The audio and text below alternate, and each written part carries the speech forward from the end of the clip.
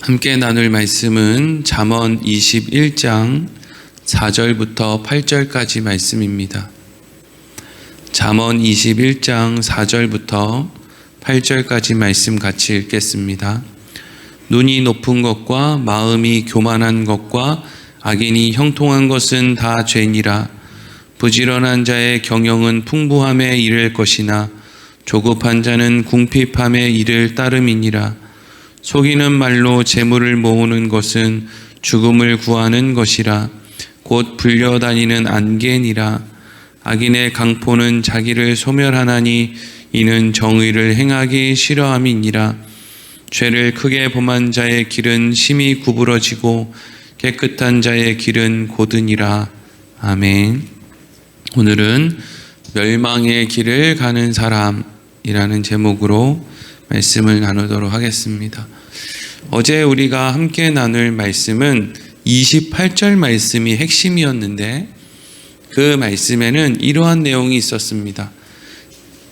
왕은 인자와 진리로 스스로를 보호하고 그의 왕위도 인자함으로 말미암아 견고하게 된다라는 말씀이었죠. 그러니까 왕권을 지키는 것은 그 사람이 가지고 있는 무슨 군사력이라든지 무슨 강한 법이라든지 어떤 위험 이런 것들이 아니라 그 사람이 가지고 있는 인자함, 진리를 따르려고 하는 그 마음이 그 사람을 보호한다라는 것이 어제 말씀의 핵심이었습니다. 우리가 인자함이라고 하면 인자함이라는 것은 삶을 살아본 지혜를 가진 사람이 가지고 있는 여유로부터 나오는 것이 인자함이라고 했습니다. 예를 들어서 우리가 이제 축구 경기가 요즘에 한창인데 이제 월드컵 결승이 이제 2번밖에 안 남았잖아요. 네. 그 축구 경기를 이렇게 하다 보면 사람들이 저것밖에 축구를 못하나, 밥 먹고 맨날 축구만 하는데 저것밖에 못하나, 이렇게 이제 말로 그냥 험한 말을 할 때가 있습니다. 그런데 인생을 살아가다 보면 무엇을 배우게 되느냐 하면 내가 저 사람의 자리에 가서 저 축구 국가대표를 대신해서 축구를 해도 나도 저 사람이랑 큰 차이가 없다라는 것을 깨달은 사람, 그 사람이 행할 수 있는 것이 인자함이죠. 왜 내가 그 자리에 가면 그렇게 할 수밖에 없느냐? 나만 국가대표 축구선수가 아니라 상대방도 국가대표 축구선수란 말이에요. 그러니까 똑같이 국가대표 축구선수가 한 명은 공격을 하고 한 명은 수비를 하는데 무슨 국가대표 선수가 동네 축구하는 애들이랑 하는 것도 아닌데 어떻게 자기 마음대로 그렇게 하겠습니까? 자기 마음대로 되지를 않죠. 그러니까 내가 인생을 살아보니까 저 자리에 있는 사람이 우리가 볼 때는 답답해 보여도 막상 그 자리에 데려다 놓으면 보이지 않는 문제들, 해결할 수 없는 문제들이 많이 있기 때문에 저 정도밖에 살 수 없는 게 그게 인간의 한계로구나 라는 것을 아는 사람이 비로소 무엇을 할 수 있느냐? 인자함을 베풀고 살아갈 수 있다 하는 것이죠. 그래서 지혜로운 사람, 특별히 지혜로운 그리스도인들은 말로 나는 저렇게 안 해, 내가 저 자리에 가면 저렇게 안 해, 라든지 아니면 나는 죽으면 죽었지 그건 절대로 그렇게 안 해, 이렇게 단언을 한다든지 다른 사람과 비교를 한다든지 라고 하는 말은 사실 지혜로운 사람일수록 안 하는 게 맞죠. 왜? 내가 그 자리에 갔을 때 할 수 있을지 하지 않을지는 사실 모르는 일이거든요. 그 상황을 모르고 경험해보지 않았기 때문이에요. 그래서 이제 지난 시간의 말씀이 인자함에 대해서 삶을 좀 살아본 인생의 지혜를 가지고 있는 사람이 할 수 있는 그 여유로움에서 나오는 인자함이 지난 시간에 우리가 말씀을 나눈 것의 중심에 있었다면 오늘은 그 반대로 미련한 사람이 가지고 있는 인생의 어떤 조급함, 성급함, 그러한 것들이 어떻게 인생을 어렵게 하느냐, 이게 이제 오늘 본문의 말씀입니다. 오늘 4절 말씀 같이 읽어보겠습니다. 시작. 눈이 높은 것과 마음이 교만한 것과 악인이 형통한 것은 다 죄니라. 아멘. 이 4절 말씀을 이제 우리가 방금 읽은 개역개정 성경을 통해서 읽으면요, 이제 죄를 세 가지를 소개하는 것처럼 보여요. 이렇게 눈이 높은 것이 죄다, 마음이 교만한 것이 죄다, 악인이 형통한 것이 죄다. 이렇게 이제 4절 말씀을 읽는 그대로 읽으면 이제 세 가지의 죄를 이야기하는 것처럼 보이거든요.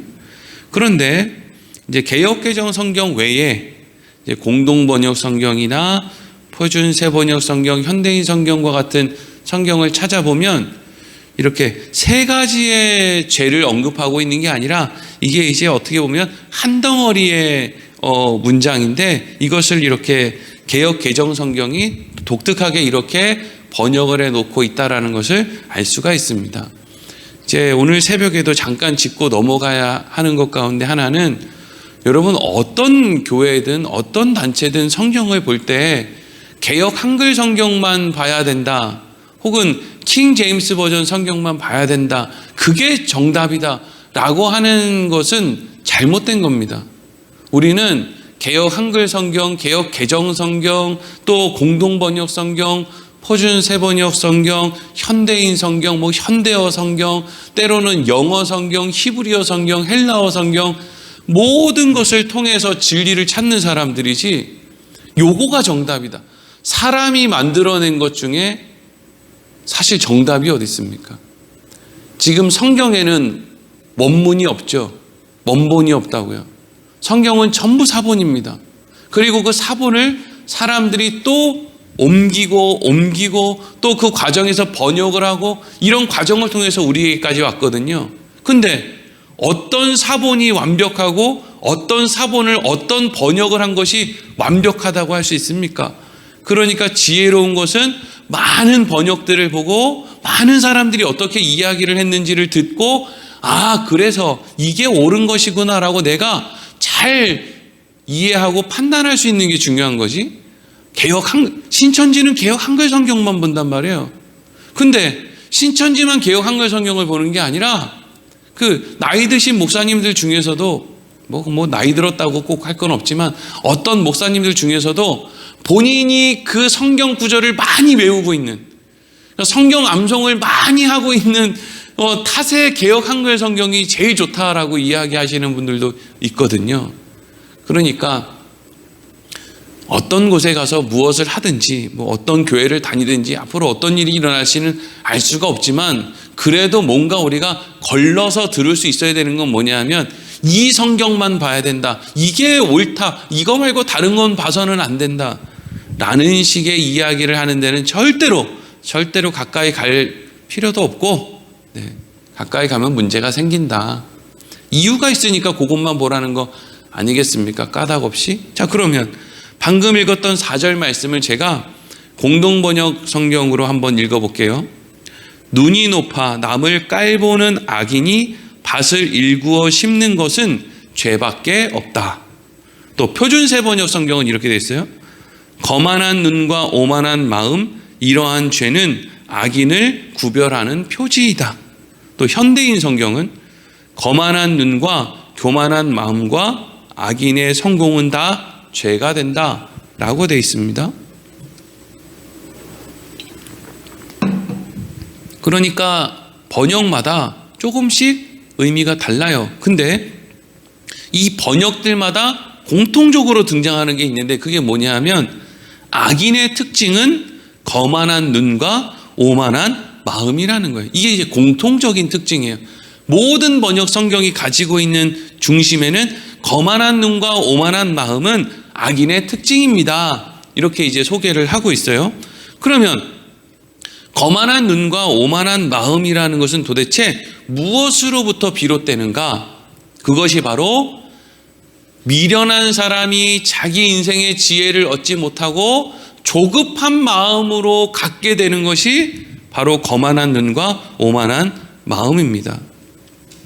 조급함이라는 것은 참을성이 없이 몹시 급하다는 것을 의미하는 거죠. 근데 이 참을성이 없이 몹시 급하다는 이 의미가 어디에도 적용이 되냐 하면, 자기 자신을 대단한 존재로 보는데에도 이 조급함을 쓰는 거죠. 예를 들면 이런 거예요. 어떤 사람이 자식을 낳는데 이 애가 오늘 초등학교 1학년 때 반에서 1등을 했네요. 초등학교 1학년 때 반에서 1등 안 해본 애가 어디 있어요.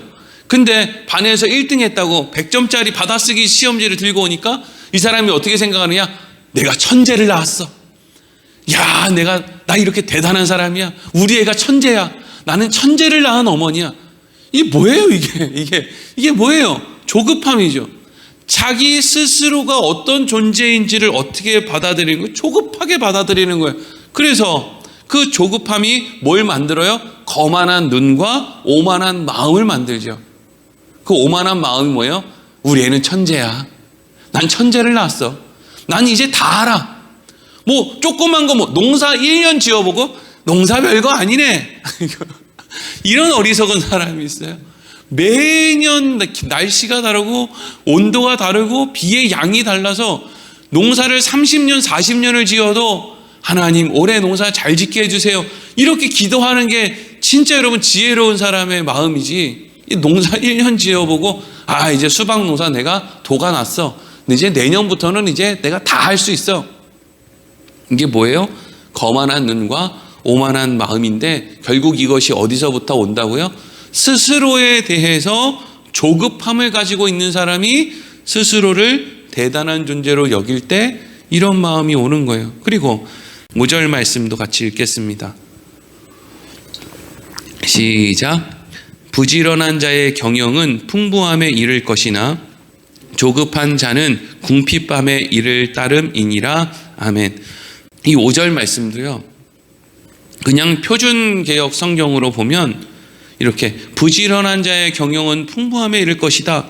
조급한 자는 궁핍함에 이를 것이다. 이렇게 보면은 부지런하게 농사 지으면 풍부하게 되고 또 급하게 막 이렇게 뭘 하면 궁핍하게 되는구나. 그냥 이렇게 읽고 넘어갈 수 있는데 이것도 공동번역 성경으로 보면 부지런하고 계획성이 있으면 넉넉해지고 성급히 굴면 가난해진다. 이런 의미고요. 표준 세번역 성경은 부지런한 사람의 계획은 반드시 이득을 얻지만 성급한 사람은 가난해질 뿐이다 되어 있고, 현대인 성경은 신중한 계획으로 성실하게 일하면 부유하게 되고 조급하게 굴면 가난하게 된다. 이렇게 기록되어 있단 말이죠. 그러니까 이런 번역 성경들의 공통점을 찾아보면 뭐냐? 부지런한 사람은 무엇부터 하느냐 하면 계획부터 세운다는 거예요. 계획부터. 계획을 부지런하게 세밀하게 잘 세우고 그 계획에 따라서 부지런히 실행하는 사람은 풍부하게 되고, 조급한 사람은 그 조급한 마음에 뭘 안 해요? 계획을 안 세워요.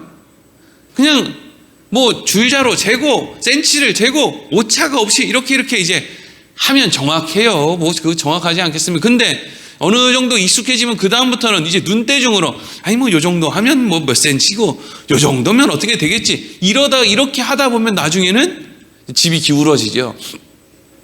그게 문제, 정확하지 않은 거예요. 세밀하지 않은 계획, 그것을 따라 조급한 마음으로 하는 사람의 삶에 궁핍이 따를 수밖에 없다. 또 6절 7절 읽어보겠습니다. 시작. 속이는 말로 재물을 모으는 것은 죽음을 구하는 것이라. 곧 불려다니는 앙겐이라. 악인의 강포는 자기를 소멸하나니 이는 정의를 행하기 싫어함이니라. 아멘. 속이는 말로 다른 사람의 재물을 모으는 사람, 이거 어떤 사람이죠? 자신의 힘을 믿고 강포, 이게 폭력이잖아요. 폭력을 행사해서 쉽게 이익을 얻으려는 사람이 있으면 어떤 사람이겠습니까? 속이는 말로 재물을 모으는 사람, 폭력으로 힘을 써서 쉽게 이익을 얻으려고 하는 사람은 또한 어떤 사람이? 조급한 사람, 성급한 사람이죠. 뭘 그걸 매달 열심히 일을 해서 한 달에 봉급을 200~300만 원씩 받아가지고 그걸 가지고 몇 년, 몇십 년을 모아가지고 집을 사고, 그걸 언제 해? 그냥 있는 사람 옆에 가서 사기치고 없는 사람 가까이 가서 폭력을 행해서 그 사람들 거 뺏는 것이 훨씬 더 낫지. 근데 그 사람들은 뭘 생각하지 못하는 거예요? 자기도 속을 수 있다는 거. 자기보다 더 큰 힘을 가진 사람에게 자기도 어느 날 한순간에 모든 것을 다 잃어버릴 수 있다는 것을 알지 못하는 거예요. 법을 쉽게 어기는 사람들의 문제는요, 자기도 그 법의 보호를 받아야 된다는 것을 잊고 산다는 거예요.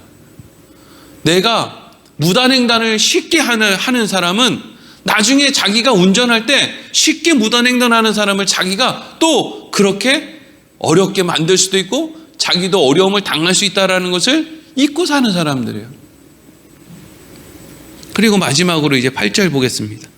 시작. 죄를 크게 범한 자의 길은 심히 구부러지고 깨끗한 자의 길은 고드니라. 아멘. 죄를 크게 범한 자의 길이 구부러진다. 이게 뭐예요?